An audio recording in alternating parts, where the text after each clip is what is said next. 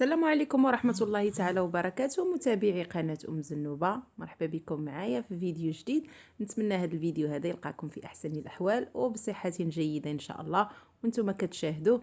اليوم إن شاء الله فيديو شوية مختلف، وصفة غير كل الوصفات، وصفة لكل أم مرضعة ومشاعر الأمهات المرضعات، فهي كتقوي المناعة وكتسخن في وقت البرد. وغير ما نكتروش منها، ما نكتروش من هذا المكون هذا اللي هو حب رشاد. فكيف ما شفتوا معايا خديت واحد المقدار ديال حب رشاد، تقريبا واحد الملعقه كبيره، وغسلتها هكايا بالماء ودرتها هكايا في واحد الكاسرول، اناء اللي غادي نوضعه على النار، وضفت لها القليل من الماء، تقريبا واحد 3 المعالق كبار ديال الماء. غادي نحاول نوزع هذا الحب رشاد هذا هكا في هذاك الماء، وغادي نخليه هكا فوق النار حتى كينشف. فهاد الوصفه هذه كيف ما قلت لكم هي الوصفه رقم 1 للأم المرضعة ولا كل امرأة نفيسة، فهي مضرة للحليب من يعني رائعة جدا. تجربتي الخاصة وكذلك لكل النساء اللي جربوها، فهي غير كما قلت لكم ما نكتروش من حب رشاد، وما نحاولوش اننا نتناولوه هكايا بدون، يعني دائما نحاولوا اننا نضيفوه في المكونات، وكما قلت لكم الكميه دائما تكون معقوله. فكما كتعرفوا الشيء اذا زاد عن حده كينقلب الضد ديالو، يعني نحاولوا اننا نتناولوه بعقلانيه، وكما قلت لكم دائما ندخلوه في الوصفات وفي الشربات. فهكا كيف ما كتشوفوا معايا بعد ما كينشف لنا هذاك الحب رشاد، كما كتعرفوا كيطلق واحد الماده غلاميه، فهو يا رائع جدا للنفيسه وكذلك للاطفال الصغار. نتمنى انكم تستعملوه وما تهملوش هذا المكون العجيب هذا.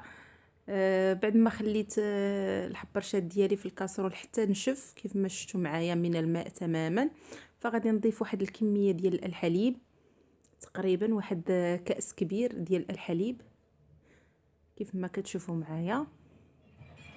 صافي غادي نخلي هذاك الحليب ديالي مع حب رشاد حتى يفيض ليا داك الحليب، يعني كتطلعوا ديك الغليه، وعاد نرجعوا باش نكملوا تتمه الوصفه.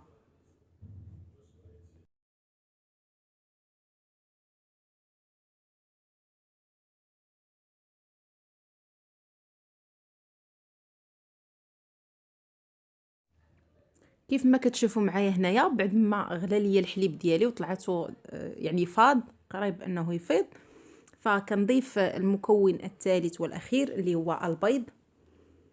فهاد 3 المكونات فهما وصفة رائعة جدا لكل امرأة نفيسة والأم المرضعة، فهو كيضر الحليب بكثرة. كيف ما قلت لكم غير ما نكتروش منه فقط، يعني نستعملوه بواحد العقلانية، يعني نحاولوا ان نستعملوه مرة في 3 أيام. هنا ضفت واحد القبيصة ديال المليحة صافي، وغادي نحاول هكا نحرك جيدا حتى نحل هذاك الصفار البيض، يعني ما يبقاش ليا مكتل صافي. وغادي نخلي المكونات ديالي حتى كطيب ويطيب ليا داك البيض. فهي وصفه سهله وبسيطه، ولكن الفعاليه ديالها كما قلت لكم والنتيجه ديالها والغنى ديالها كثيره جدا. نتمنى ان الامهات المرضعات يجربوها، فكنصح بها الامهات اللي يلا ولدوا ما نستعملوش حب رشاد قبل، فهو لا ينصح به. وهذا هو الشكل النهائي او لا الطبق النهائي ديالنا. نتمنى انكم تجربوه. كيف ما كتشوفوا معايا ترافقوا هكايا بتميرات معمرين شويه بالقرقاع وشويه باللوز. فهاد يعني الام خاصه تعتني بالاكل ديالها الا بغات بطبيعه الحال الحليب.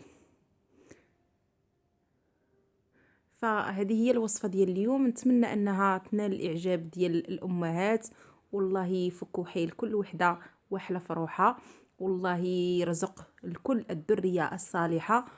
وبهذا الفيديو ديالنا كيوصل للنهايه ديالو. نتمنى من الله العلي القدير نكون فدتكم، وإلا بغيتوا العديد من هاد الوصفات خليوا لي هادشي في لي كومونتير ان شاء الله. ولا كنتوا كتشاهدوا القناه زنوبه لاول مره ما تنساوش الضغط على زر الاشتراك ابوني او سبسكرايب. ولا كنتوا من المشتركين الاوفياء ديالي ما تنساوش تخليوا لي تعليق محفز مع لايك. وبهذا استودعكم الله الذي لا تضيع ودائعه، ونتلاقاو ان شاء الله في فيديو قادم مع وصفه جديده. خليتكم على خير والى الملتقى ان شاء الله. مع السلامه، تحياتي.